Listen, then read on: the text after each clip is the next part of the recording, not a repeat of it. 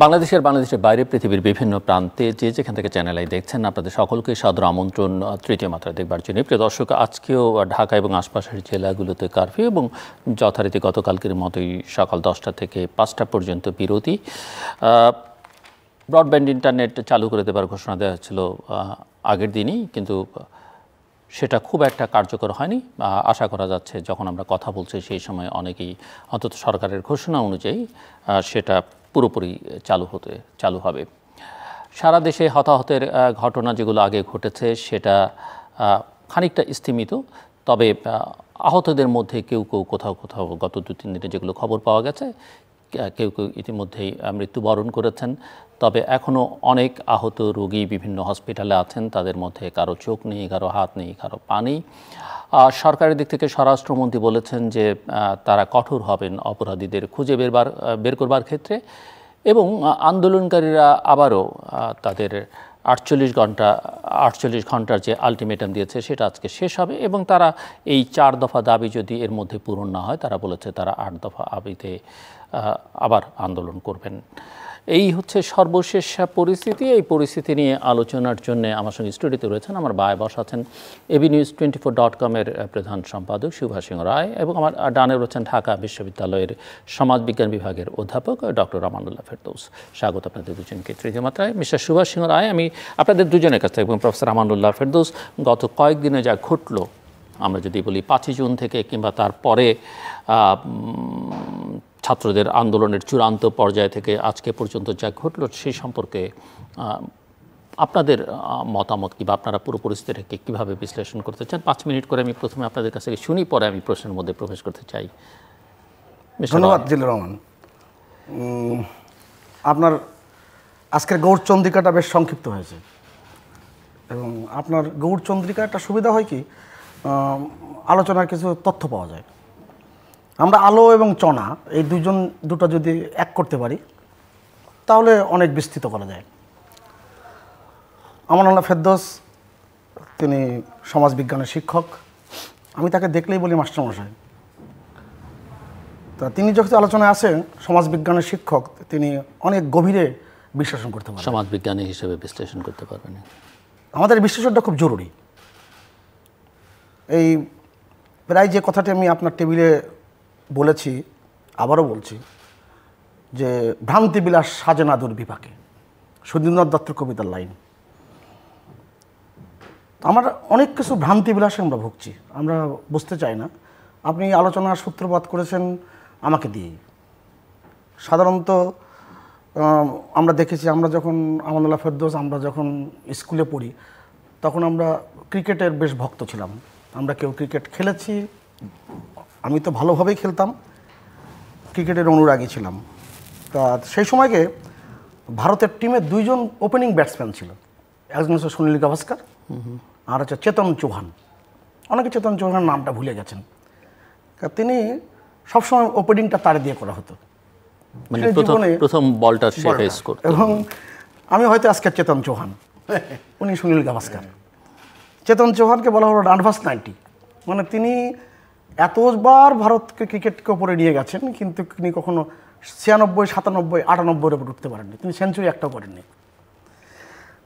আমি এই জন্য বলছি, আমি একটু মাস্টারমশাইয়ের কাছে জানতে চাই যে এই যে বৈষম্য বিরোধী ছাত্র আন্দোলন কিংবা কোটা বিরোধী আন্দোলন, যেভাবেই আমরা ডেকে থাকি না কেন, এটা আসলের রহস্যটা কোথায়? কেন এত বিস্তৃত হলো? কেন ছাত্রদের সমর্থন লাভ করলো? কেন ভুল বুঝাবুঝি হলো? সেই প্রশ্ন তো আসলে পরে আমি আপনাকেই করতে চাইছিলাম। আমি আগেই করে ফেললাম, আপনাকেই করতে চাইছিলাম, নিজেই প্রশ্ন করলাম। আমি মাস্টারমশাই আছেন এখানে, নিশ্চয়ই তার কাছে ব্যাখ্যা আমি দাবি করবো। কেননা 2018 সালে মাননীয় প্রধানমন্ত্রী তিনি এই কোটা পদ্ধতি নিয়ে জটিলতা হওয়ার কারণে, ছাত্রদের আন্দোলন চূড়ান্ত পর্যায়ে যাওয়ার কারণে তিনি এটা পরিপত্র জারি করালেন এবং বললেন কোনো কোটা পদ্ধতি নাই। তা কোটা তো ছিল না। জুন মাসের 5 তারিখে উচ্চ আদালতের মানে হাইকোর্ট ডিভিশনের একটি বেঞ্চ, সেই বেঞ্চ বলল, মামলা একটা আপিলের পরিপ্রেক্ষিতে মুক্তিযোদ্ধার সন্তানরা আবেদন করলেন, কয়েকজন বললেন যে ওই পরিপত্রটি সঠিক নয়।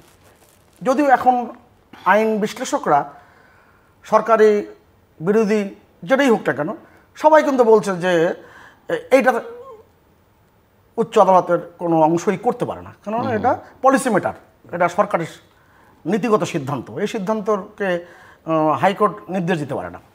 যাক, তার সাথে সাথে সরকারের পক্ষ থেকে আপিল করা হলো এবং ওটা স্থগিত হয়ে গেল। তার মানে কি, কোটা কখনোই ছিল না। 2018 পর থেকে আজকের দিন পর্যন্ত ছিল না, কখনোই কোটা ছিল না। তাহলে এই সংঘর্ষ, হত্যা, এই যে ভয়াবহ বাংলাদেশ আমরা দেখলাম, মানে ব্যাপারটা কি এরকম হতে পারে যে তারা মনে করেছে যখন আদালত হাইকোর্ট যেটাকে বাতিল করলো সরকারের পরিপত্রকে, তারা হয়তো মানে এরকম মনে করেছে কিনা যে সরকার নিজে করছে না, আদালতের ঘাড়ে বন্দুক রেখে এটা আসলে আবার পরিবর্তন করতে চাই, একটা কিছু করতে চাইছে, সেরকম মনে করেছে। মানে আস্থার একটা সংকট তৈরি হয়েছে কিনা, বা এরকম তাদের কাছে মনে হয়েছে কিনা যে নির্বাহী বিভাগ আসলে বিচার বিভাগকে ব্যবহার করে কিছু কিছু কাজ করে ও কোনো অতীত অভিজ্ঞতার আলোকে। নিশ্চয়ই আপনার এই পুরো কথাটা আপনার সম্পূর্ণ নিজের না। আমার কোনো কথাই আমার নিজের না, আমার হচ্ছে দর্শকদের আপনাদের প্রসঙ্গ, আমার কোনো কথাই নিজের না। আমাদের এই সমাজে 53 বছরে, আর আমার নিজের কথা থাকলে আমি তৃতীয়মাত্রা সেটা ব্যবহার করি না। সেটাই বলছি আমি, সেটা দর্শক বুঝতে পেরেছে এবং দর্শক আপনাকে চেনে এবং জানেন, সেই কারণে আমি আর বাড়ায় বলার প্রয়োজন নাই। আমি আপনাকে একটু খোলামেলা বলি, আমাদের গত 53 বছরে আমাদের অনেক কিছু প্রবৃদ্ধি হয়েছে, সমৃদ্ধি হয়েছে, আবার পাণ্ডিত্যের তেজস্ক্রিয়তাও অনেকে ভরপুর হয়েছে। খারাপ তো না। এবং এই পাণ্ডিত্যের তেজস্ক্রিয়তার কারণে অনেক কিছু ঝলসে যায় আবার। এবং যেই ছেলেদেরকে আমরা বলছি কোমলমতি ছাত্রছাত্রী, এই বয়সে তো আমি আমানুল্লাহ ফেরদৌস ছিলাম, আমাদেরকে কেউ কোমলমতি বলেনি। আমরা যখন 90-এর ছাত্র গণঅভ্যুত্থান, ওরা নিজেরা তো ওদেরকে কোমলমতি বলে না, আমি তা বলছি না, আপনি বুঝার চেষ্টা করেন, আপনি বুঝবার চেষ্টা করেন। আমি বলছি কোমলমতি বলছে যারা রাষ্ট্রের একটা গুরুত্বপূর্ণ অংশ নিয়ে তারা কথা বলছেন। এমনকি বিএনপির একজন স্থায়ী কমিটির সদস্য, চট্টগ্রামের বাড়ি, নাম বলছি না কারণ যে লোক সামনে থাকে না তার নাম উচ্চারণ না করাই ভালো। না, পলিটিক্স এটা জায়েজ, আপনি করতে পারেন, কোনো অসুবিধা নেই। আমি তো ওই অর্থে এখন রাজনীতি করি না, পলিটিক্যাল ডিসকাশন। আমি আপনাকে একটা কথা বলি, তিনি বললেন যে শুধুমাত্র কোটা সংস্কার নিয়ে কথা বললে হবে না, তোমাদেরকে রাষ্ট্র সংস্কারের জন্য স্লোগান দিতে হবে, রাষ্ট্রের এই ব্যবস্থাপনা পরিবর্তন করতে হবে। তার মানে আশকারা দেওয়া। এই যে যারা এটা বুঝিয়েছে যে আদালতের ঘাড়ে বন্দুক রাখা হচ্ছে, আদালতকে দিয়ে করানো হচ্ছে, সম্পূর্ণরূপে বিভ্রান্তির জাল বিস্তার করে। যেটা আপনার স্মরণ থাকবার কথা যে রোড সেফটি মুভমেন্ট যখন হয়েছিল, এবং সেই ছেলের মেয়েরাই এখন আসলে এই আন্দোলনের মধ্যে অনেকে আছে, কারণ তারা বয়স হয়েছে। তখন কিন্তু তারা রাষ্ট্র মেরামতের কাজ চলছে, তাদের প্ল্যাকার্ডে বা বিভিন্ন পোস্টারে তখন লেখা ছিল রোড সেফটি মুভমেন্টের সময়। জিল্লু ভাই, এই বিশ্ববিদ্যালয় ক্যাম্পাস অলিগলি আমি যেমন চিনি, আমানুল্লাহ ফেরদৌস চেনেন, দর্শকের অনেকেই চেনেন। কে কখন কোন স্লোগান কি কারণে দেয়, কার উস্কানিতে দেয়, কাদের উস্কানিতে দেয়, কাদের মদতে দেয়, এটা সমাজ বিজ্ঞানের বড় শিক্ষক হিসেবে তিনি যেন বোঝেন, জানেন। এবং যেহেতু বিশ্ববিদ্যালয়ের ভিতরে তার সবচেয়ে বড় চলাফেরা এখন, উনি আমার চেয়ে ভালো জানবেন, কিন্তু আমিও একেবারে কম জানি না। আপনি আমাকে বোঝান, এই স্বাধীন সার্বভৌম বাংলাদেশে এখন যেভাবেই ব্যাখ্যা করেন না কেন যে এটাকে স্যাটায়ার করা হয়েছে, অমুক করা হয়েছে, তুমি কে আমি কে, রাজাকার রাজাকার, ঢাকা বিশ্ববিদ্যালয়ের মাটিতে স্লোগানটি হবে, এইটে ভাই যত ছাত্রদের আমি ভালো বলি না কেন, আমার মনের মতো ছাত্ররা আমার কথা শুনুক না কেন, আমি এটা মেনে নিতে পারি না। এবার মানবার কথা না, নিশ্চয়ই আমানুল্লাহ ফেরদৌসের মানবার কথা না। যদি স্লোগানটা এই জায়গায় হয়, হয়তো বাংলাদেশে কেউই মানবে না, কিন্তু তারপরে আমি পরে আবার লাইন ছিল প্রতিটা স্লোগানে। ভাই আমি বললাম না, আলো এবং চনা এই দুটো যদি একত্রিত করতে পারি তাহলে আমরা অনেক আলোচনাটা সমৃদ্ধ করতে পারবো। আমি খুব খোলামেলা বলি। সো আপনি একটু শেষ করে, আমি শেষ করছি। আমি আপনাকে একটা খোলামেলা বলি, 17 তারিখে, এই মাসেরই 17 তারিখে, মাত্র কদিন আগে মাননীয় প্রধানমন্ত্রী জাতির উদ্দেশ্যে ভাষণ দিয়ে বললেন, ছাত্ররা নিরাশ হবে না, তারা উচ্চ আদালতের কাছ থেকে তারা ন্যায় বিচার পাবেন। এবং সবচেয়ে বিভ্রান্তিকর বক্তব্য যে বলা হলো যে হাইকোর্ট ডিভিশন কেন আগে এই সিদ্ধান্ত নিল না, কিংবা উচ্চ আদালত অর্থাৎ অ্যাপিলেট ডিভিশন কেন যেটা পরে করলো সেটা আগে করলো না। আমার কাছে খুব অবাক লাগে যে একটি আদালতের একটি কাজ সম্পূর্ণ না হওয়া পর্যন্ত আরেকটি আদালত সেখানে প্রবেশ করতে পারে না। এবং আমাদের সংবিধানের 104 অনুচ্ছেদে বলা হয়েছে complete justice, complete justice high court division দিতে পারে না। একমাত্র অ্যাফিলিয়েট ডিভিশন দিতে পারে। আবার বলা হয়েছে এই জ্ঞানীগুণীরাই বলেছেন, মানে জ্ঞানীগুণী তাকিয়ে বলছি মানে আমানুল্লাহ ফেরদৌস না, তার চেয়ে অনেক বড় বড় জ্ঞানী আছে যারা পাণ্ডিত্যের তেজস্ক্রিয়তা ভরপুর। তারা নিশ্চয়ই ছাত্রদেরকে বুঝিয়েছেন যে এই নির্বাহী আদেশ গত কয়েকদিনের আগে আমি শুধু শুনলাম নির্বাহী আদেশ, সবাই বলছেন নির্বাহী আদেশ কখন আসে, মানে এগুলো তো বিবেচনার বিষয়। উচ্চ আদালতের বিচারাধীন কোনো বিষয়ে নির্বাহী আদেশ আসতে পারে না, 1। 2, আবার বলা হলো যে আগেও তো হাইকোর্টের রায় পরিবর্তন হয়েছে, উদাহরণ দেখানো হলো, অনেকের হয়তো এটা মনে নাই, কেন আপনি কি ভালো করে জানেন যে আমাদের ডিমেনশিয়া নামে একটা রোগ আছে এবং অ্যামনেশিয়া নামে একটা রোগ আছে, একই নিউরো সায়েন্সে বলে, এবং আলজাইমার আছে। আমি জানি না এটা এই তিনটার মধ্যে কোনটাই আমাদের এই পণ্ডিতরা আক্রান্ত হয়েছেন। তারা কিন্তু বললেন যে রায় পরিবর্তন করা হয়েছে, কিন্তু মনে থাকার কথা কাদের মোল্লার রায় পরিবর্তন হয়নি। যুদ্ধ অপরাধীদের যে আইন, বিরোধী যে আইন, সেই আইনে সরকারের পক্ষ থেকে আপিল করার কোনো বিধান ছিল না, সেই আইন পরিবর্তন করা হয়েছে। আইন পরিবর্তন রায় পরিবর্তন করা এক না।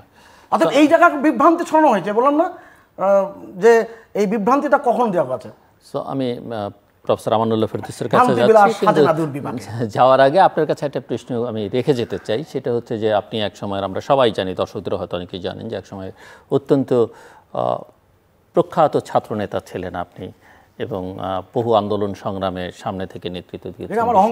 হ্যাঁ, আমি সেই অহংকারের সাথে, এমনকি আমরা জানি যে 90-এর যে সরকারের পট পরিবর্তন, সেটাও মূলত ছাত্র আন্দোলনের কারণেই।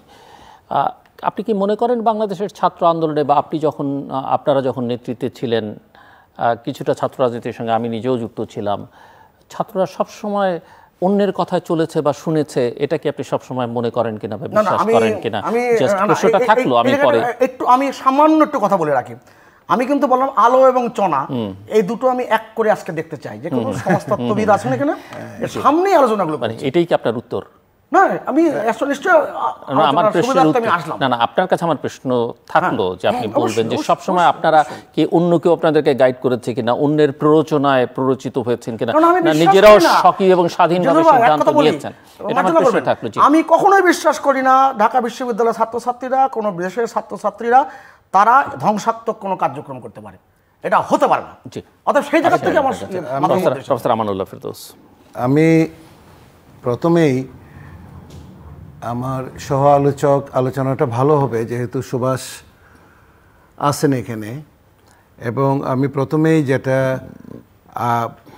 বলতে চাই যে যারা এই আন্দোলনে মারা গেছেন বা শহীদ হয়েছেন তাদের আত্মার মাগফিরাত কামনা করছি, এবং তাদের যে পরিবারে সুখ সন্তত যে সমস্ত পরিবার, কারণ যার যায় সেই জানে, তাদের সাথে সহমর্মিতা প্রকাশ করছি।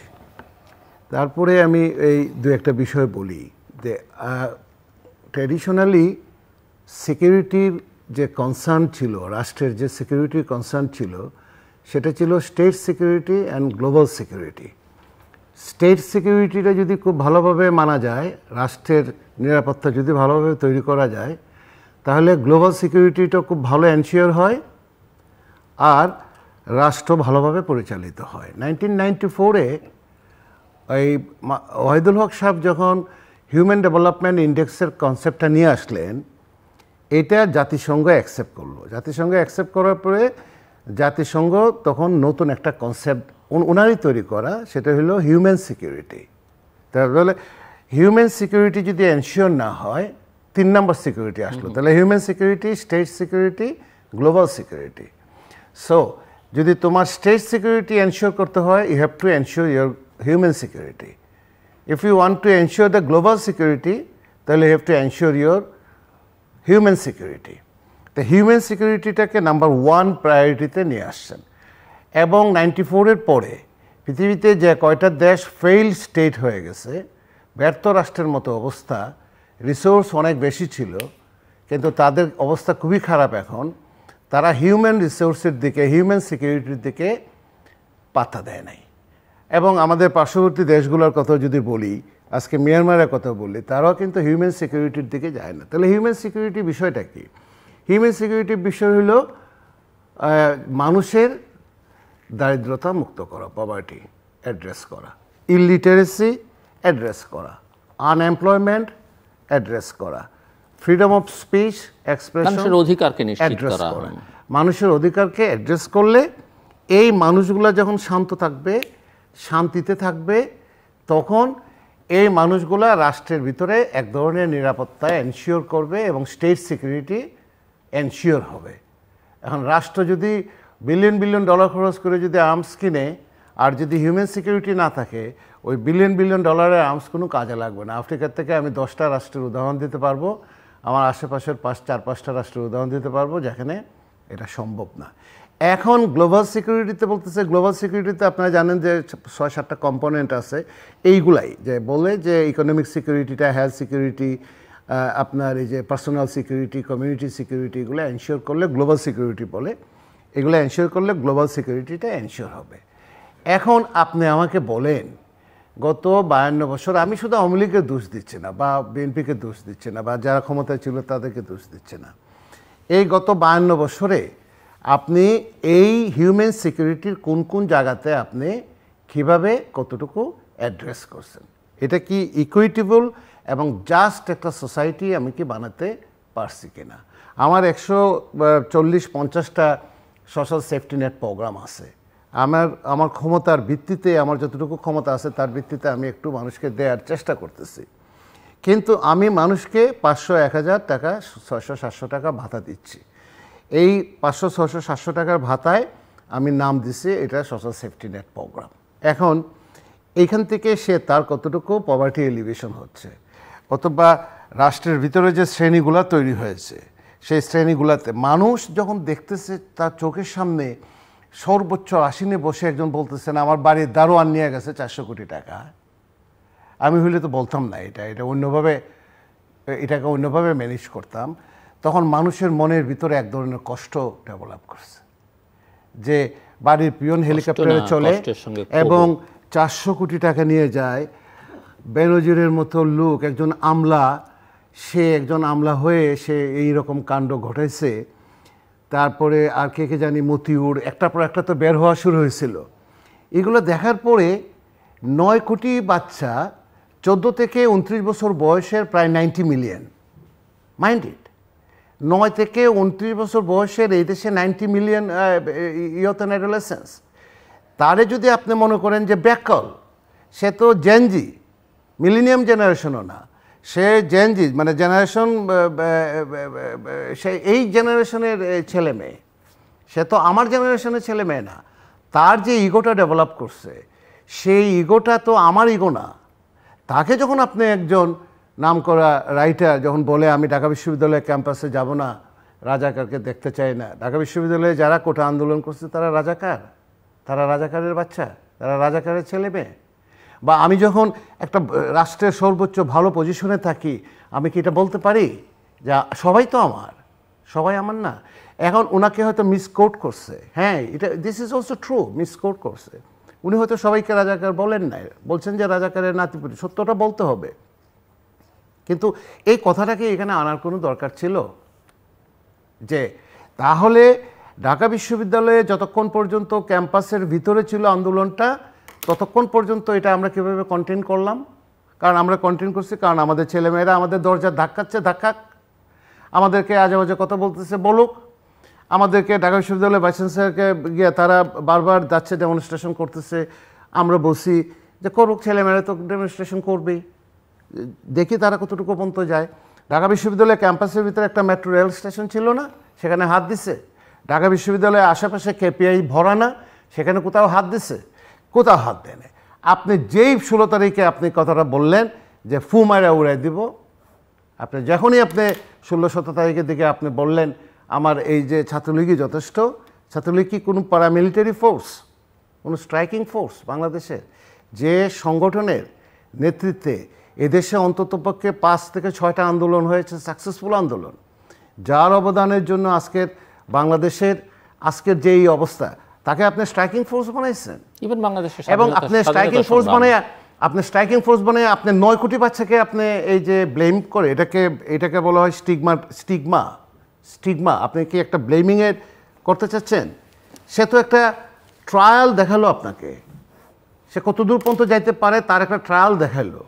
এবং এইখানে এই যে গায়ত্রী স্পিভাকের নাম শুনছেন, মাঝে মধ্যে ঢাকাতে আসতেন, তো গায়ত্রী স্পিভাকের সাথে সেদিনও কথা হচ্ছিল। উনি অসুস্থ, ওনার একটা বিখ্যাত তত্ত্ব আছে, ক্যান সাবলটার্ন স্পিক। সাবলটার্ন তো স্পিক করতে পারে। এখন আমার এইখানে এত সহজ একটা সুন্দর একটা বিষয়, এই বিষয়টাকে দুইটা একটা ওয়ার্ড মাত্র এটাকে স্পার্ক করে আজকে আপনার সারা দেশে এমন ঘটনা ঘটেলো, রাষ্ট্রের ভিত্তিমূলে আঘাত করলো, রাষ্ট্রের সভরেন্টিতে আঘাত করলো, মানুষের মানসিকতার ভিতরে এমন একটা আঘাত আসছে যে মুক্তিযুদ্ধ দেখে নাই, যে আপনার এই যে ৬২ ছাত্র আন্দোলন দেখে নাই, ৬৯-এর গণ অভ্যুত্থান দেখে নাই, যে এরশাদের শাসনামল দেখে নাই, সে দেখলো এটা। আমি এতগুলো লোক মারা গেছে ওই সময় ৬২-তে, ৬৯-এ এতগুলো লোক মারা গেছে, এরশাদের শাসনামলে এতগুলো লোক মারা গেছে, এতগুলো লোক মারা যায় নাই।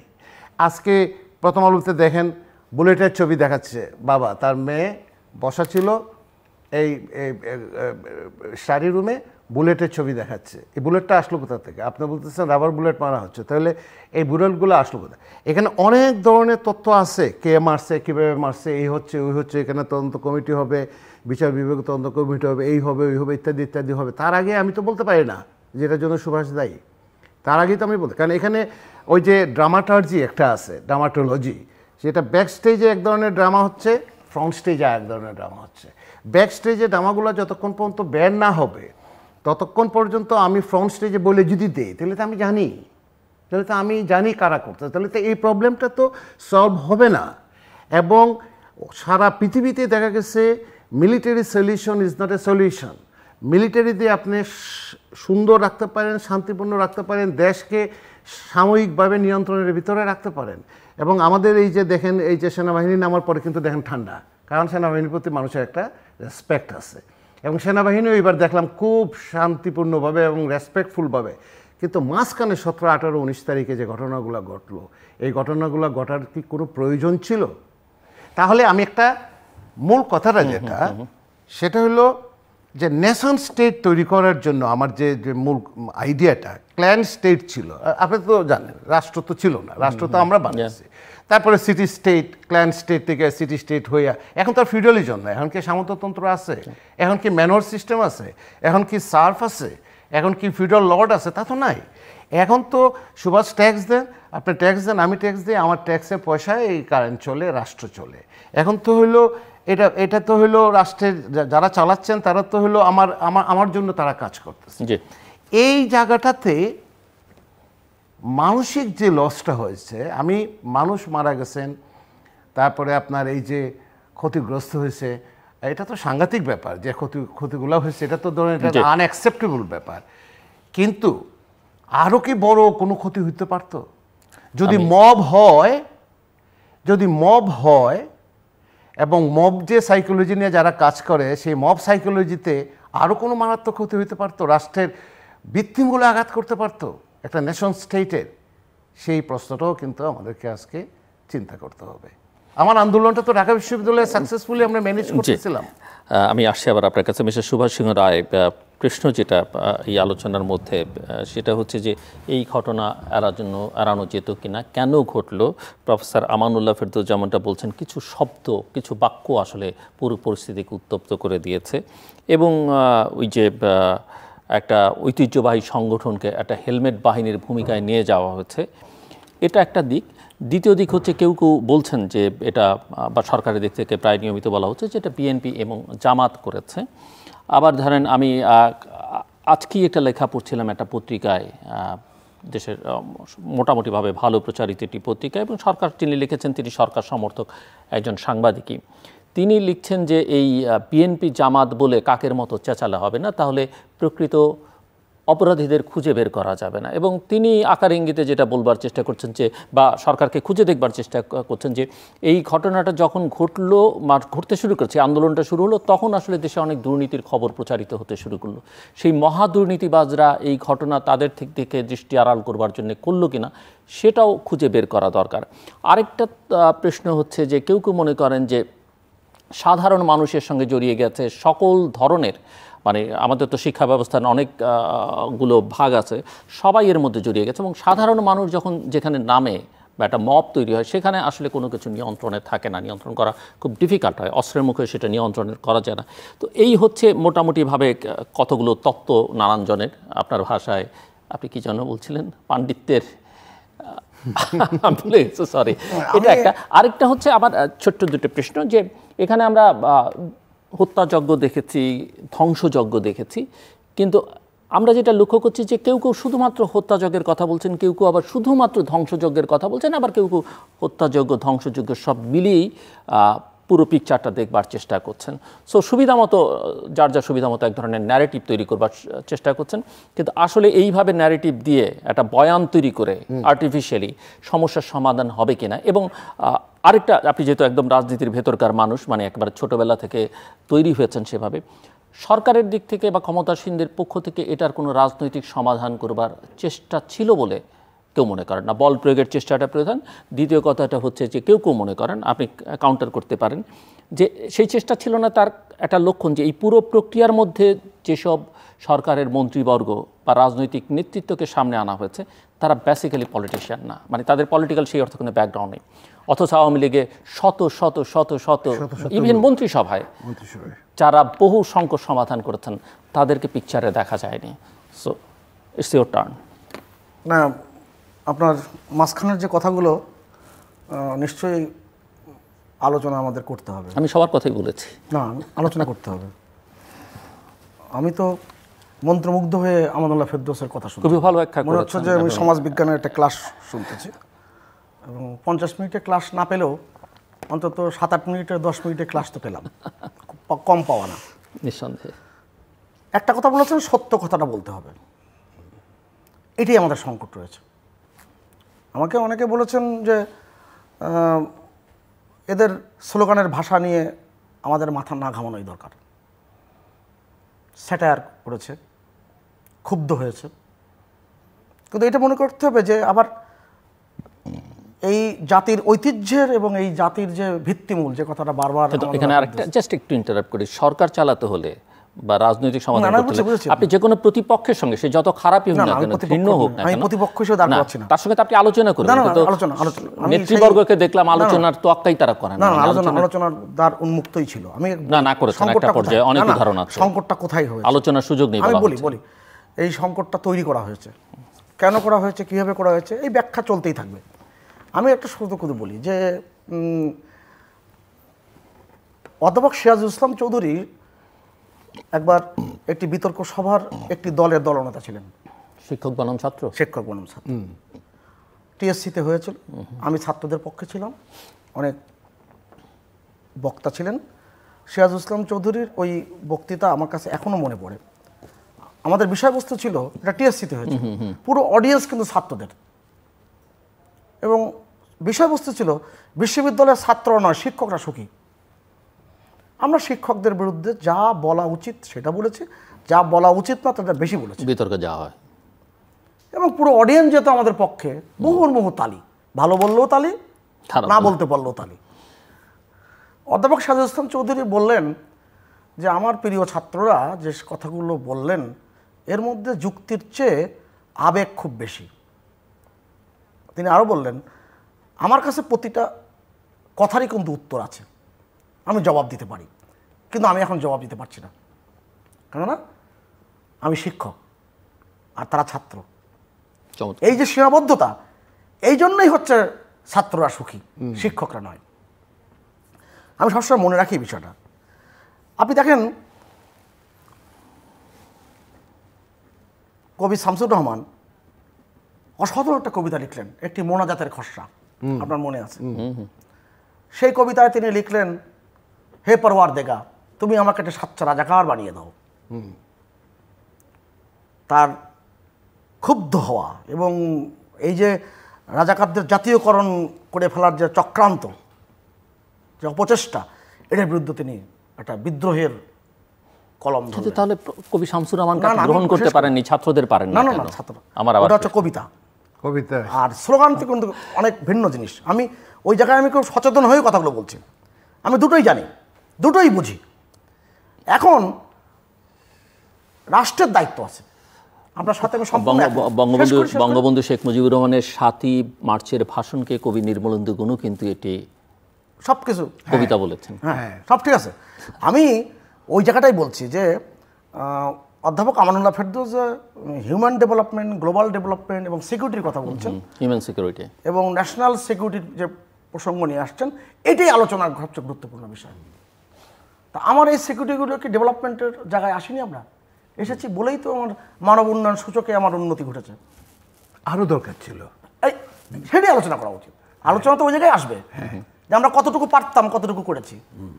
আগের দিনে কেন 2008-এর আগে, নির্বাচনের আগে কেন ওই সরকারগুলো পারেনি? ওখানে কি কি ব্যর্থতা ছিল? শেখ হাসিনার নেতৃত্বে সরকার কতটুকু সফল হয়েছে? এই আলোচনাটা তো সমাজতত্ত্ববিদরা, রাজনীতি বিজ্ঞানের শিক্ষকরা, ছাত্ররা, গবেষকরা করবেন। কিন্তু আমার আলোচনাটা অন্য জায়গায়। এই যে এতগুলো প্রাণ যে ঝরে গেল, আমাদের আসলে সর্বনাশ হয়ে গেছে। তারাপদ রায়ের কবিতার মতন বলি, আমাদের সর্বনাশ হয়ে গেছে। তা আমাদের যে সর্বনাশ হয়েছে, এটা আমরা এই মুহূর্তে বুঝছি কিনা? কারণ যে ক্ষতচিহ্ন পুরো ঢাকা শহরব্যাপী হয়েছে, যে বিধ্বংসের যে চিহ্ন, যে ভয়াবহতা, আমার ধারণা দর্শকরা, সারা দেশের নাগরিকরা তার 100 ভাগের 1 ভাগ দেখতে পেরেছে। আমি এগ্রি করি, কিন্তু মানুষের হৃদয়ে যে ক্ষতচিহ্ন আছে সেটাও আমি বলছি, সেটা বলবো তো আমি বলার মানে আমি তো আমার যার পক্ষে আমার অবস্থান থাকুক না কেন, আমার তো বিশ্লেষণ সঠিকভাবে করতে হবে। আর মাস্টারমশাইয়ের সাথে বসেছে, ওইভাবেই তো বলতে হবে। আপনি যখনই এই দাবি দাওয়াগুলোর ব্যাপারে মাননীয় প্রধানমন্ত্রী স্পষ্ট বলল, আবার 2 বার উচ্চারণ করছি, 17 তারিখে তিনি বললেন ছাত্ররা নিরাশ হবে না, তারা কিন্তু ন্যায় বিচার পাবে। তাই তো ন্যায় বিচার পেয়েছে। এরপরে আপনি আমাকে বোঝান যে দফার পরে দফার যে জায়গাটা চলছে, অবশ্যই আন্দোলন এখানে শেষ হয়ে যায়নি, আন্দোলন এখানে শেষ হয়নি, কিন্তু আজকে যে অবস্থা চারিদিকে দেখছেন, আমার বুকে কি ব্যথা লাগছে না? কিন্তু বিচার কি হবে না হবে সেটা তো কেউ জানবার কথা না। সেটা কিভাবে মানুষ আশা করেছেন ন্যায় বিচার আশা করেছেন। আমি একটা জিনিস খেয়াল করে দেখেন যে সেখানে ব্যত্যয় কিছু ঘটেনি। আবার সে পুরনো প্রথম বাক্যে ফিরে আসি, কোটা তো ছিল না, কোটা নাই, তাহলে 187টা প্রাণ, 200টা প্রাণ কেন ঝরল? এটা আওয়ামী লীগকে ভাবতে হবে। আমি এখন আওয়ামী লীগের কথাই বলি, তাদের ভাবতে হবে, তাদের ভাষা ছাত্ররা বুঝতে পারলো না কেন? বুঝতে পারলো না, রাইট, ল্যাঙ্গুয়েজটা বুঝতে। 2, ছাত্ররা কেন আওয়ামী লীগের ভাষায় যদি বলি এতটা অবুঝ কেন হলো? আপনি দেখেন যতক্ষণ পর্যন্ত শিক্ষকদের এই চৌহদ্দির মধ্যে ছিল, ততক্ষণ পর্যন্ত আইন শৃঙ্খলা রক্ষাকারী বাহিনী সর্বান্তকরণে সমর্থন করেছে, সাহায্য করেছে পুরোটাই। তারা শাহবাগের মোড় থেকে একেবারে শেরাটন পর্যন্ত গিয়েছে, আবার সেখান থেকে ফিরে এসেছে। আপনি এখানে তো এই ব্যত্যয় দেখিনি না, শিক্ষকরা কিন্তু সাকসেসফুল, ব্যত্যয় দেখিনি। এটা দল মধ্যে নির্বিশেষে। বাট ছাত্রদের শিক্ষকদের বিরুদ্ধে অভিযোগ আছে, অনেক অভিযোগ। আমার সময় আমার শিক্ষকদের বিরুদ্ধে আমি অভিযোগ করেছি না, এখন বুঝি যে আমাদের সব অভিযোগ করা ঠিক হয়নি। হ্যাঁ, অতএব জীবনের একটা ধাপে এক একটা মানুষের এক একটা উপলব্ধির জায়গা আসে। আপনি আমাকে বলেন, আবু সাইদ রংপুরের যে ছেলেটি, নিরস্ত্র একটা ছেলে, হত্যাকাণ্ডের শিকার হলো, হ্যাঁ, সেই হত্যাকাণ্ড পুরো স্পার্ক করলো, এই যে স্পার্কের জায়গাটা তৈরি হলো এবং এটাকে উস্কে দিল ঘটনাটা, এর তো আমি মনে করি যে এর মধ্যে একটা গভীর ষড়যন্ত্র রয়েছে, থাকতে পারে। কিন্তু আজকে পর্যন্ত আবু সাইদকে যে গুলি ছুড়লো সবাই দেখলো, সারা পৃথিবী দেখলো, সে ক্লোজ হয়েছে। এখন ক্লোজ হওয়া তো না, বিচারের প্রক্রিয়া আছে, এটাকে মার্শাল্লাহ গভর্নমেন্ট না, কিন্তু খেয়াল রাখা দরকার। আমরা কিন্তু খুব তড়িৎ কিছু যাচ্ছি এবং খুব তড়িৎ চাই বলে অনেক কিছু কিন্তু আমরা কিন্তু মিস করছি, এবং যে কারণে কিন্তু সংকটের জায়গা তৈরি হচ্ছে। এবং এই যে আশিস নন্দী নামে বিখ্যাত সমাজতত্ত্ববিদ আছেন, দিল্লির বাঙালি, তিনি তার এক বইতে উল্লেখ করেছিলেন যে সাইকোঅ্যানালিটিক্যাল পলিটিক্যাল সাইকোলজি। তা আমাদের তো এই যে পলিটিক্যাল সাইকোলজিতে অনেকগুলো বিষয় যুক্ত আছে। আপনি আমাকে বোঝান, বিএনপির মহাসচিব তিনি এতবার সংবাদ সম্মেলনে আসলেন, এতবার সাংবাদিকদের করেন, আপনি কি এই যে হত্যাকাণ্ড, এই যে ভয়াবহ নিষ্ঠুরতম হত্যাকাণ্ডগুলো, এই হত্যাকাণ্ডের বিচারের ব্যাপারে তিনি কি কোনো প্রকার কোনো বক্তব্য উপস্থাপন করেছেন? তিনি শুধুমাত্র সরকারের বিরুদ্ধচারণ করেছেন, সরকারকে দোষারোপ করেছেন। আজকে বলছেন, আজকে তো দিন তো পার হয়ে গেল। তার মানে কি আমার মাস্টারমশাই কিন্তু স্বীকার করলেন যে প্রকৃত অর্থে এটাই আসলে মাস্টারমশাই। তিনি কোন দলের সমর্থন করেন, কোন দলকে অপছন্দ করেন সেটা কিন্তু বিষয় না, তিনি বললেন যে হ্যাঁ আজকে বলেছেন। তার মানে কি এই এতদিনের ঘটনায় তার প্রতিক্রিয়াটা কিন্তু আসেনি। আর সংকটের জায়গা তখনই তৈরি হয় যখন আগের ইতিহাস থাকে, খুব ভয়ঙ্কর ইতিহাস, 2013 থেকে 2015 ভয়ঙ্কর ঘটনা, জ্বালিয়ে পুড়িয়ে ধ্বংস করা, সেই ব্যাপারে চূড়ান্তভাবে আমরা কিন্তু দেখলাম এইবারের এই 16 তারিখের পর থেকে বিভৎসতা, উন্মাদনা, রাষ্ট্র ধ্বংস করার যে প্রক্রিয়া দেখলাম, কোনোভাবে এটা মেনে নেওয়া যায় না।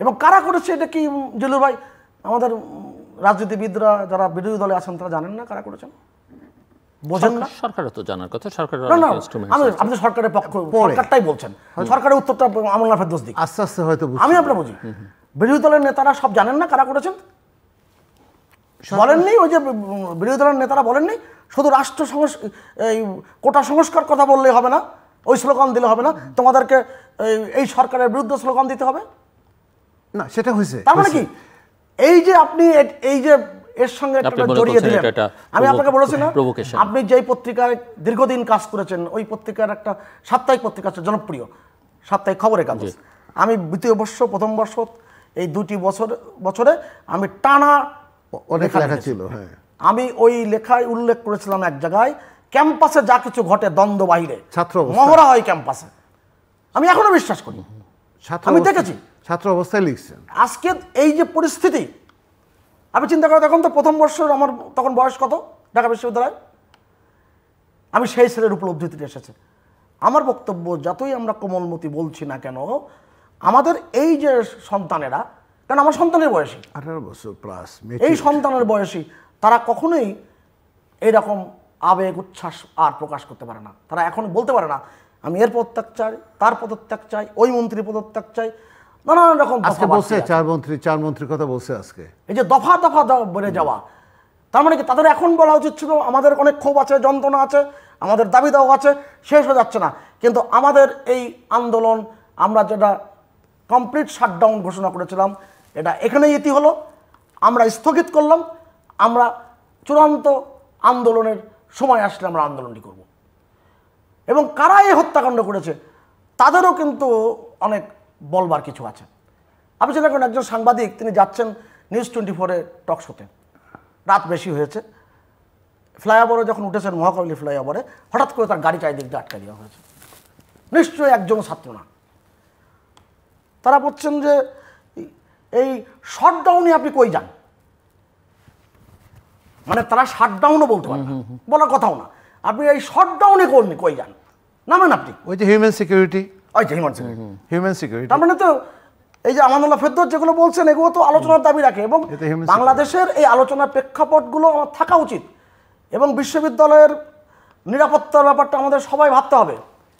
কেন এক ভাই আরেক ভাইয়ের ওপর আক্রোশে ফেটে উঠবে? কেন একটা বোন তাকে বেঁধে রাখা হবে? কেন বেঁধে রাখার প্রক্রিয়ায় গেল? কেন চট্টগ্রামে 6 তলার থেকে 15 জন ছাত্রলীগের ছেলেকে নিচে ছুঁড়ে ফেলে দেওয়া হবে? এই যে যন্ত্রণার যে প্রেক্ষাপটগুলো, এইটা কিন্তু আমাদের কিন্তু ভাবতে হবে। আমাদের ভাবতে হলে আমাদের সকলেই কিন্তু এই অসহায় জাতি মরিচে ডুবিয়া জানে না সন্তরণ, কান্ডারি আজ দেখিব তোমার মাতৃ মূর্তিপণ, জাতীয় কবি কাজী নজরুলের বিখ্যাত কবিতার লাইন। আমার প্রফেসর সিরাজুল ইসলাম চৌধুরী আমারও শিক্ষক, আমার সাবসিডিয়ারি ছিল তখন অনেক আগে, তো আমার গুরুত্বটা বেশি, কারণ আমি বিজ্ঞানের মাঝে মধ্যে গিয়ে স্যারের ক্লাস, সিরাজুল ইসলাম চৌধুরী ক্লাস পাইনি, মাঝে মধ্যে আমি স্যারের ক্লাসে গিয়ে বসে থাকতাম, যেহেতু ওই ডিপার্টমেন্টে যাওয়া আসা করতে হইতো। তো স্যারের মতো আমিও কিন্তু অনেক কথা বলতে পারবো না, এটা বলা সমীচীন হবে না, এবং সব কথা বলতে নাইও। এই যে ওই যে বললাম রবীন্দ্রনাথ দত্তের বিখ্যাত কবিতা, হ্যাঁ, সব কথা সব সময় ড্রামাটোলজিতে যারা পড়ে ড্রামাটাইজি তারা জানে যে সব কথা বলতে নাই, সোসাইটি টিকবে না। আমিও কিন্তু সব কথা বলতে পারবো না, সমাজ টিকবে না, সমাজ ভেঙে যাবে, সমাজ টিকবে না, বলতে পারবো না। কিন্তু আপনি আমাকে বলেন বাংলাদেশে জঙ্গিবাদ জঙ্গিবাদ জঙ্গিবাদ বলে আমরা যারা জঙ্গিবাদের প্রজেক্টটা ইম্পোর্ট করলাম বিভিন্ন সময় জঙ্গিবাদ বলে, আমরা ক্যাটেগরিক্যালি স্টাডি করে, আমার তো একটা স্টাডি করার পরিচিত আছে, ক্যাটেগরিক্যালি স্টাডি করে আমরা সরকারকে দিলাম বিভিন্ন সময় এবং বিভিন্ন এজেন্সিকেও আমরা দিলাম যে আমাদের সমস্যাটা কোথায় হতে পারে। আপনি এই সায়দাবাদ থেকে ধরে একদম চিটাং রোড পর্যন্ত ওই জায়গা পর্যন্ত যে ঘটনাগুলা, এখানে কোন সব প্রতিষ্ঠানগুলো গড়ে উঠছে, এদেরকে প্রমোট করছে কে, এদেরকে প্রমোট করলো কে? আপনি বলার আগে কিন্তু বলে দিয়েছেন আপনি সব কথা সরাসরি বলতে পারবেন না। আমি বলতে পারবো না, কারণ এক কথা বললে আমি প্যাসিভ ভয়েসে বলতে পারবো, কারণ এই কথাটা বললে একবার কিন্তু রাষ্ট্রবিরোধী আখ্যা পাইছি এবং কোনো ক্রমে বাইচা বেরিয়েছি, আবার ধরলে কী হবে জানি না। কারা এটা প্রমোট করলো? বসিলা থেকে ধরে মোহাম্মদপুরের এই পুরা এই অঞ্চলটাতে যে 250-300 শিক্ষা প্রতিষ্ঠান হইলো, আমি নামও বলতেছি না ভয়ের কারণে, শিক্ষা প্রতিষ্ঠান হইলো, সেই শিক্ষা প্রতিষ্ঠানগুলোকে কারা প্রমোট করলো? না, এটা তো পার্টির লিডলার বলে দিয়েছে। তারপরে এই সমস্ত জায়গাতে যে সমস্ত যারা হয়েছে, যারা এই যে দৌড় দিয়ে আসে মেন রোডে ভিতরে চলে যায়, এরা কারা? এটা সরকার, এটাও ভাবতে হবে যে এদেরকে কারা নিয়ে আসে। Total intelligence failure, total intelligence failure. এটা কারণটা কি? কারণটা হলো এটা এক ধরনের কমপ্লেসেন্ট হয়ে গেছে, মানে আমার কিছু হবে না, এটা তো taken for granted. It's not taken for granted.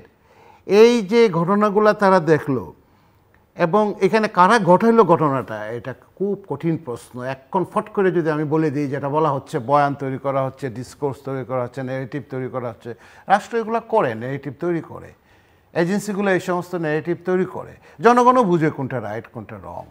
আমি চট করে যদি বলে দিই যে এরা জড়িত, তাহলে তো আমার আর কোনো ইনভেস্টিগেশনেরও দরকার নাই। আমার মূল জায়গাটার ভিতরে দেশের মানুষ কিন্তু সবচেয়ে বড় বিচারক, মূল জায়গাটাতে সব দেখেছে। হ্যাঁ, মূল জায়গাটাতে হাত দিতে হবে যে বিএনপি অনেকটাই ছন্নছাড়া অবস্থায় গত নির্বাচনের পরে, তারা এত শক্তি অর্জন করে তারা এসে এইরকম এটার ভিতরে। আচ্ছা, আমার স্যার আমি আপনাকে মার্জনা করবেন থামায়।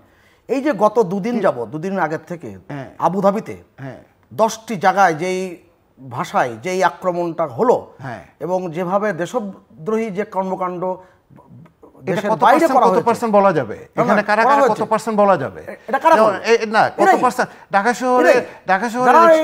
শহরে রিকশাওয়ালারা কোন দল করে এটা বলা যায়, উবার চালকরা কোন দল করে, ড্রাইভাররা কোন দল করে এটা বলা যায়। তার মানে একটা পলিটিক্যাল পার্টিকে আমি একদম রিকশাওয়ালা, ড্রাইভার, উবার চালক বানায় ফেলাইছি।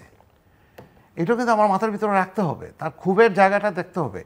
আর কারা ঘটাইলো যে 3-4টা জায়গাতে, এটা নিয়ে কিন্তু আলোচনা এবং গবেষণা করতে হবে।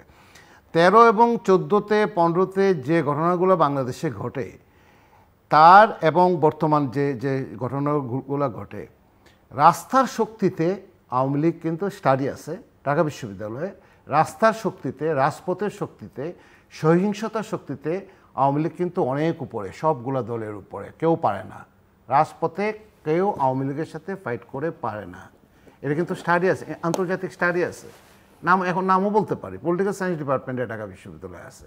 এবং সে ক্যাটেগরিক্যালি গত 30-40 বছরে ডাটা দিয়ে একদম দেখেছে কত পার্সেন্ট ডাটার সাথে কারা জড়িত। মানে আপনি অধ্যাপক রৌনক জাহানের? না, রৌনক জাহান আমাদের পলিটিক্যাল সায়েন্সের একটা ভালো ছেলে, ইদানিং কাজ করতেছে, সে তার কাজ আছে।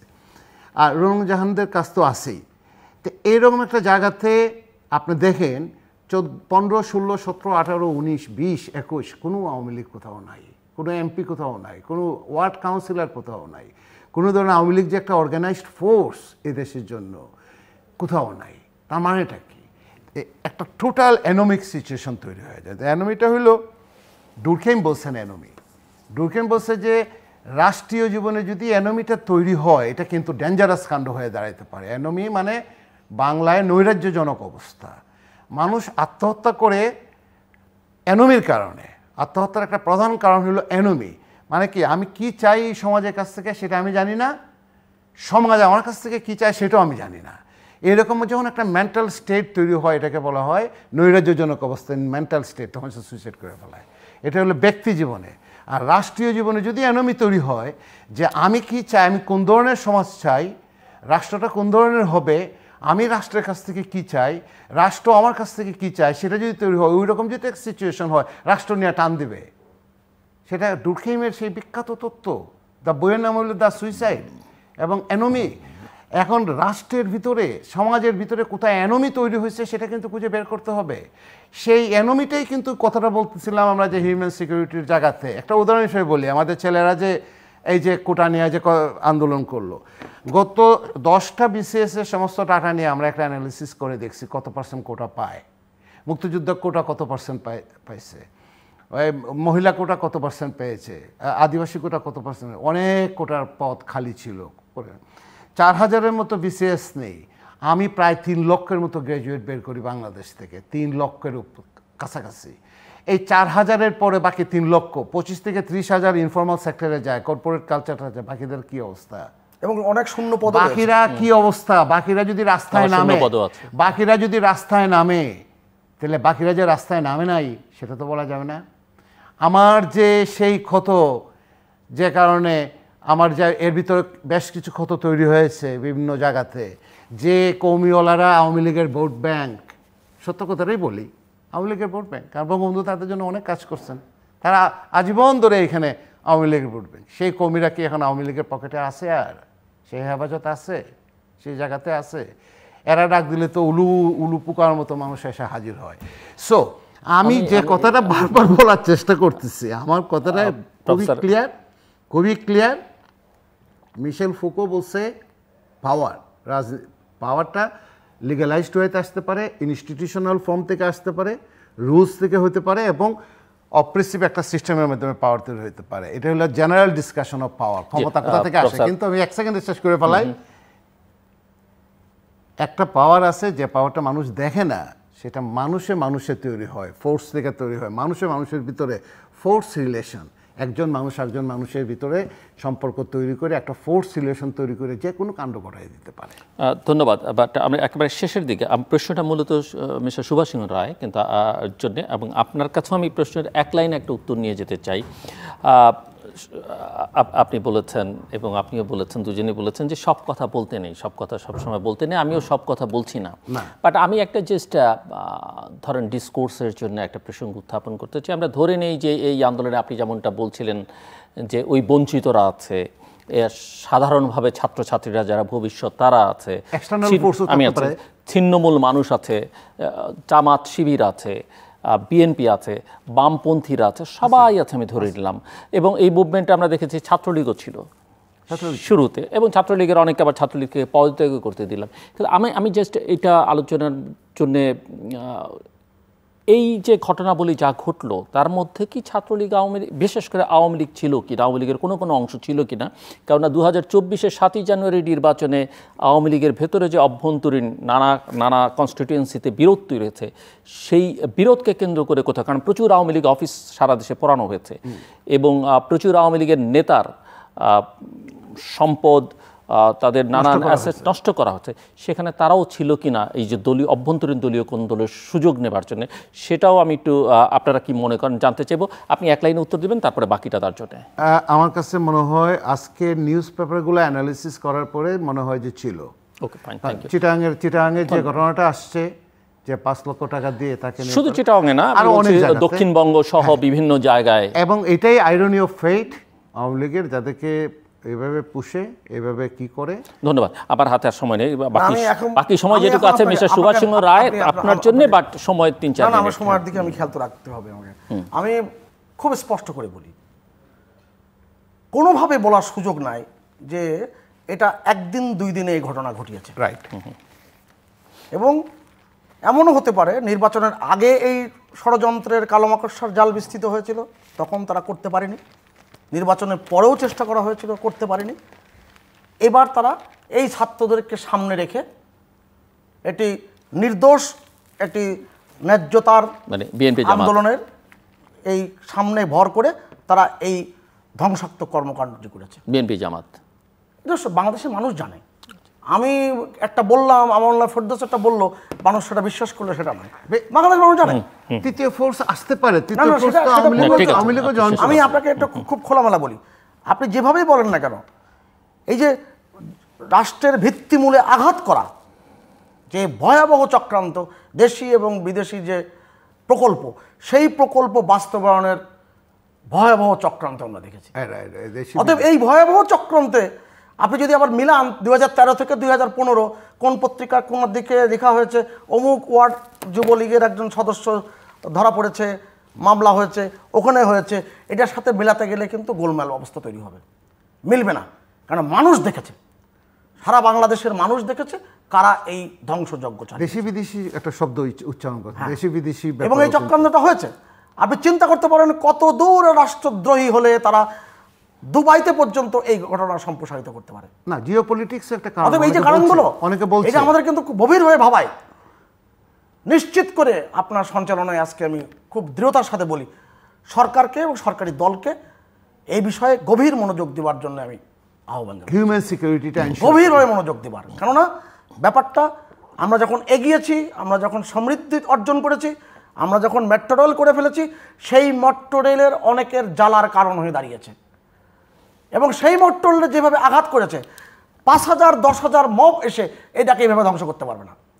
যেভাবে আগুন ধরানো হয়েছে, মব সাইকোলজিটা এরকম, যেভাবে ডাটা সেন্টার আগুন জ্বালানো হয়েছে, সেভাবে স্বাভাবিকভাবে আগুন ধরানো না। অতএব সব কিছু পরিকল্পনা মাফিক নীল নকশা অনুযায়ী কালো মাকড়সার জাল বিস্তৃত করা হয়েছিল, সেইভাবে কিন্তু সম্পন্ন করেছে। অতএব রাষ্ট্রদ্রোহী থেকে রাষ্ট্রদ্রোহী কথা বলতে, আমানুল্লাহ ফেরদৌস বলেছেন সত্য কথা বলতে হবে। আসেন আমরা কোদালকে কোদাল বলি। বাকি এটা কি যেটা বলা যায়, উনি যেমন বলছেন যে মবের পক্ষে সবই সম্ভব, যার যেখানে যেরকম স্বার্থ ছিল বা যেরকম ক্ষোভ ছিল সেটার ব্যবহার সবাই করেছে। 59 বয়সে অনেক মব দেখেছি রাজনীতির আন্দোলনে। আমার ঢাকা বিশ্ববিদ্যালয়ের যে ছাত্র সমাজের 10 দফা, সেটা আমি যখন জগন্নাথ ছাত্র সংসদে নির্বাচিত সহসভাপতি ছিলাম, আমার ছাত্র সংসদের দপ্তরে হয়েছে। বাংলাদেশকে আমি চিনি, বাংলাদেশের মডার্ন স্টেটটাকেও বুঝতে হবে। মডার্ন স্টেটে তখন এরশাদের বিরুদ্ধে আন্দোলনে দুজনের লাশ পড়াতেই সরকার পরিবর্তন হয়ে যায়, 200-র উপরে লোক মারা যাচ্ছে না। শ্রী রাধা দত্ত কালকে একটা ইন্টারভিউ দিলেন, দেখলাম ভারতের এই যে গ্লোবাল ইউনিভার্সিটি, জিন্দাল ইউনিভার্সিটি, এবং সে কিন্তু এটা উড়িয়ে দেয় নাই যে এখানে এক্সটার্নাল জিওপলিটিক্সের কোনো ধরনের কোনো ইফেক্ট নাই, সেটাও কিন্তু সে উড়িয়ে দেয় নাই। জটিল করে কথা বলেও কিন্তু পণ্ডিতদের একটা বড় হ্যাঁ, যদি জিওপলিটিক্যাল ইনফ্লুয়েন্স থেকে থাকে তাহলে তো আমি ফুট করে বলতে পারি না অমুক জড়িত, তার মানে জিওপলিটিক্যাল একটা ব্যাপার স্যাপার আছে। মাস্টার মশাই আপনি বলেছেন কোদালকে কোদাল বলতে হবে, তবে সামনে দেখেছেন কারা হুঙ্কার দিয়েছে, কারা করেছে, কারা নির্দেশ দিয়েছে।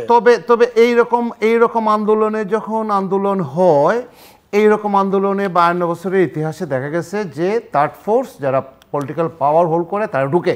এমনিতে কথা বলার দরকার নাই, কেন ঢুকবে না? বিএনপি তো ঢুকবে, বিএনপি তো বলছে আমরা সাপোর্ট দিচ্ছি, কোটা আন্দোলনকে সাপোর্ট দিচ্ছি। মারামারিতে সাপোর্ট দিচ্ছে কিনা এটা এখন তারা প্রমাণ করে না, সেটা আপনি বলেন বিশ্লেষণ করে। না, আওয়ামী লীগ যতগুলো আন্দোলনে এইটুকু খোলামেলা বলা উচিত, যতগুলো আন্দোলন হইছে এইটুকু খোলামেলা বলবেন, যতগুলো আন্দোলন হইছে যে সমস্ত পদক্ষেপ, না আমি বলি যতগুলো আন্দোলন হইছে বাংলাদেশে সবগুলো আন্দোলনে আওয়ামী লীগ থার্ড ফোর্স হিসেবে ঢুকে নাই। আমি এক ক্যাটাগরি না, এটা মেলানো যাবে না, মেলানো যাবে না। আজকে যদি হয়তো কোনো কর্মকাণ্ডে যখন ঘটেছে তখন কোনোদিনই আওয়ামী লীগ বলেনি এর মধ্যে জড়িত। আমি লাস্টে একটা কথা বলে আমি শেষ করতে চাই। আমি লাস্টের কথাটা যে বলতে চাই, শেষ করতে হবে এক লাইনে। ওই যে মিশেল ফুকো তার একটা পাওয়ার নিয়ে কথা বলছে, তো আমরা ডিসকোর্স, ন্যারেটিভস, পাওয়ার এগুলো নিয়ে কথা বলতেছি। মিশেল ফুকোর বলছে where there is a power there is a resistance. এইটা সরকারের ভুলে যাওয়া ঠিক হবে না। আমি অ্যাবসলিউট পাওয়ারটাকে যদি আমি এইভাবে ব্যবহার করতে চাই তাহলে অ্যাবসলিউট রেসিস্ট্যান্স কিন্তু হবে না। না, এটার ব্যাখ্যা কিন্তু আপনার যে ব্যাখ্যা, সেই ব্যাখ্যার নিয়েও কিন্তু কথা আছে। ধন্যবাদ। যারা রাষ্ট্রীয় ষড়যন্ত্র করছে তাদের চোখে আমরা দেখছি। Late people decide. আপনাকে বলতে হবে, আমাকেও বলতে হবে। দর্শক দেখবেন এবং কারা রাষ্ট্র ধ্বংস করতে চায়। দর্শক অনুষ্ঠানের শেষ প্রান্তে আমরা সামাজিক যোগাযোগ মাধ্যম এবং ফেসবুক, ইউটিউবে যারা তৃতীয় মাত্রা দেখতে অভ্যস্ত তারা এখনও দেখতে পাচ্ছেন না, সেই জন্য আমরা দুঃখিত। আশা করি খুব শিগগিরই আপনারা সামাজিক যোগাযোগ মাধ্যমে তৃতীয় মাত্রা দেখতে পারবেন এবং টেলিভিশনের পর্দায় আশা করি যে আপনারা বাধাহীনভাবে দেখতে পারবেন নিয়মিত। প্রফেসর ডক্টর আমানুল্লাহ ফেরদৌস এবং মিস্টার সুভাষ সিংহ রায়, অসংখ্য ধন্যবাদ এই আলোচনা অংশ নেবার জন্য। দর্শক, আমার দুই অতিথির অত্যন্ত জ্ঞানগর্ভ আলোচনা আমরা শুনলাম এবং অনেক তাত্ত্বিক বিশ্লেষণ আছে, সেই প্রসঙ্গে না যাই। প্রশ্ন দুটো, একটা হচ্ছে এত প্রাণ কেন ঝরল এবং এত ধ্বংসযজ্ঞ কেন হলো। এর সুষ্ঠু তদন্ত হওয়া দরকার, সুষ্ঠু বিচার হওয়া দরকার। বিচার বিভাগের তদন্ত কমিটি হয়েছে, যদিও বাংলাদেশের ইতিহাস বলে যে আসলে তদন্ত কমিটি কি করে শেষ পর্যন্ত জনগণ সেটা জানতে পারে না। আমরা সেটা চাই এবং একটা নির্মোহ নিরপেক্ষ তদন্ত হোক। বরং আমরা নিজেরা কথাবার্তা একটু কম বলি যে কে করেছে কে করেনি, এমনকি আইনশৃঙ্খলা রক্ষাকারী বাহিনীর সদস্যরাও যেন এই বিষয়ে একটু কম কথা বলেন, বরং প্রকৃত দোষীদের খুঁজে বের করা সেটা দেশের স্বার্থে জরুরি, সেটা আমাদের রাজনীতির স্বার্থে জরুরি। এমনকি আমি যদি আরও চূড়ান্ত বিচারে বলতে চাই, সরকার এবং ক্ষমতাসীনদের জন্য জরুরি প্রকৃত তথ্য জানা, তথ্যপাত্র জানা। এবং তথ্যপাত্রের যে সংকট আছে সেটা কিন্তু সহজেই অনুমেয়, কারণ আমরা গতকালকে দেখলাম ঢাকার বিভিন্ন থানার ওসিদের বদলি করা হয়েছে এবং বলা হয়েছে যে তারা যথেষ্ট পরিমাণে তথ্যপাত্র সংগ্রহ করতে ব্যর্থ হয়েছে। কাজে এখানে একটা, এবং আমার এক অতিথি বলছিলেন যে ইন্টেলিজেন্সেরও ব্যর্থতা আছে, সেটা একটা বড় প্রশ্ন। এবং একথা ঠিক যে যা কিছু আমরা দেখলাম সেটা আসলে আমাদের রাজনৈতিক ইতিহাসে আমরা দেখিনি, অল্প কয়েকদিনের মধ্যে যেটা দেখলাম। কিন্তু সংকটের আরও অনেকগুলো জায়গা আছে যে নানান গ্লোবাল সিকিউরিটি, স্টেটের সিকিউরিটি, হিউম্যান সিকিউরিটি, এই আলোচনাগুলো আছে। এবং হিউম্যান সিকিউরিটির যে জায়গায় যে নানা সংকট আছে সেগুলোতে বাংলাদেশের অগ্রগতি অর্জন হয়নি সে কথা বলা যাবে না, তবে আরও হওয়া দরকার, কারণ জনসংখ্যা অনেক বেশি এবং তরুণদের সংখ্যা অনেক বেশি, শিক্ষিত বেকারের সংখ্যা অনেক বেশি। এই জায়গাগুলো অ্যাড্রেস না করলে এরকম সংকট মাঝে মধ্যে নানা কারণে মাথা চাড়া দিয়ে উঠতে পারে। কাজে এখানে অনেক বেশি, যেটা আমরা সবসময় বলি যে আমরা ইনফ্রাস্ট্রাকচার অনেক বেশি মনোযোগ দিচ্ছি, আমরা হার্ডওয়্যারে মনোযোগ দিচ্ছি, সফটওয়্যারে আমাদের মনোযোগটা কম।